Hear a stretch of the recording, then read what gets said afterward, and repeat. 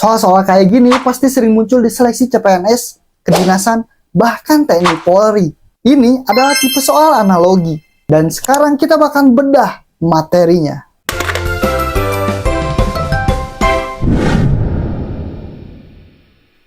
Halo para pejuang, selamat datang di materi intelijensi umum, verbal analogi. Sebelumnya kita udah ngebahas tentang materi sinonim dan antonim. Yang belum nonton, kalian bisa cek playlistnya di deskripsi. Dan saya sarankan juga nih, kalau kalian benar-benar pengen ngeraih cita-cita yang kalian sedang impikan sekarang, tonton semua video playlist materi dan playlist bahas soal.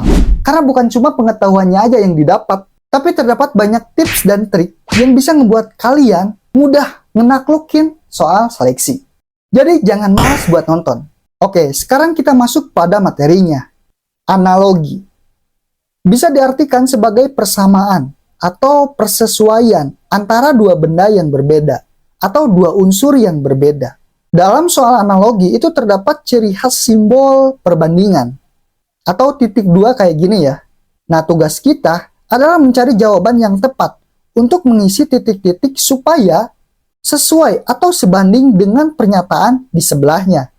Nah, pejuang, soal analogi ini bisa dibagi jadi beberapa jenis, yaitu berdasarkan tingkatan dan berdasarkan jenis pola analogi.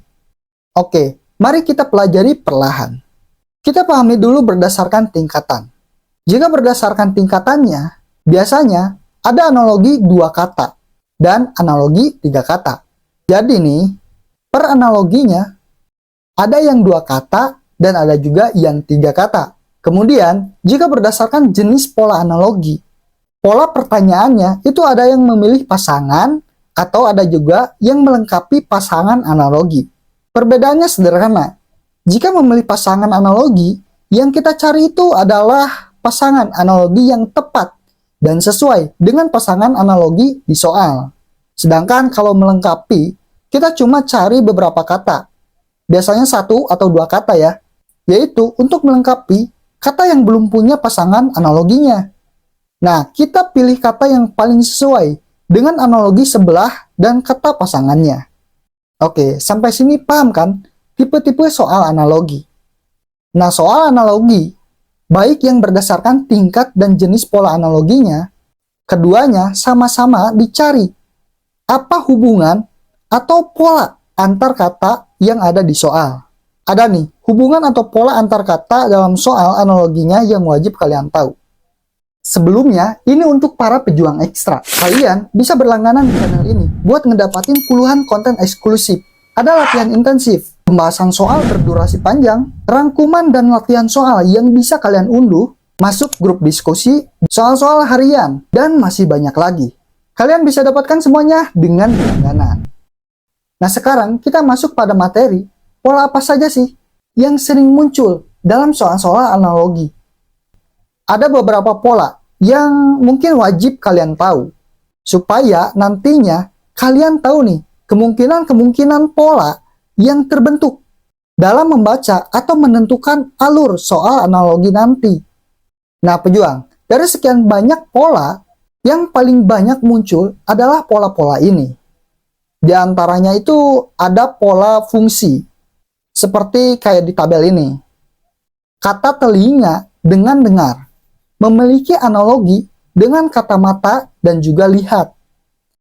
Karena pola membaca dari analogi ini adalah fungsi, di mana cara kita membaca adalah telinga itu memiliki fungsi untuk mendengar.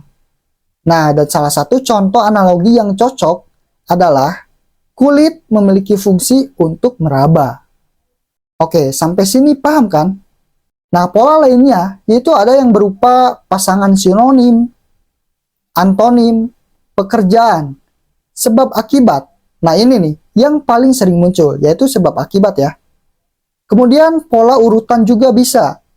Pola jenis, bagian atau struktur, dan pola yang paling sulit adalah pola ilmu pengetahuan. Oke, kita ambil contoh untuk pola ilmu pengetahuan.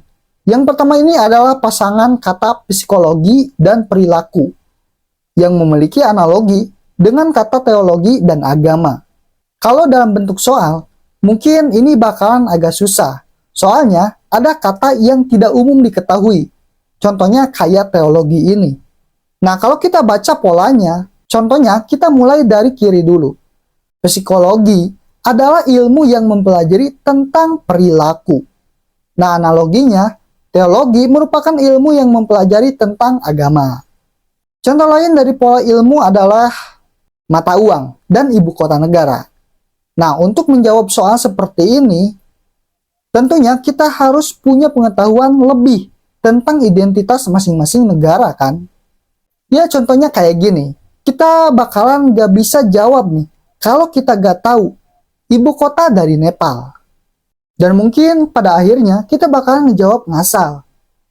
Makanya, soal analogi berpola ilmu pengetahuan ini dianggap yang paling susah daripada pola-pola yang lainnya. Tapi tenang, tips dan trik supaya bisa naklukin soal-soal seperti ini, kita bisa antisipasi dengan memperbanyak literasi. Kita harus banyak-banyak baca buku pengetahuan, baca artikel ataupun berita. Yang paling penting, perbanyak latihan soal dari berbagai sumber. Selain untuk menambah pengetahuan kosakata, ini juga bisa melatih kecepatan kita dalam menjawab. Apalagi nih, kalau kita menemukan soal yang mirip dengan soal yang pernah kita temui. Ini pasti bakalan sangat membantu banget. Oke, jadi itu ya, materi dasar tentang tes intelijensi umum verbal analogi. Kalian bisa lanjut ke materi berikutnya tentang penarikan kesimpulan menggunakan kuantor. Atau, kalian juga bisa mempelajari pembahasan soal analogi terlebih dahulu di playlist bahas soal.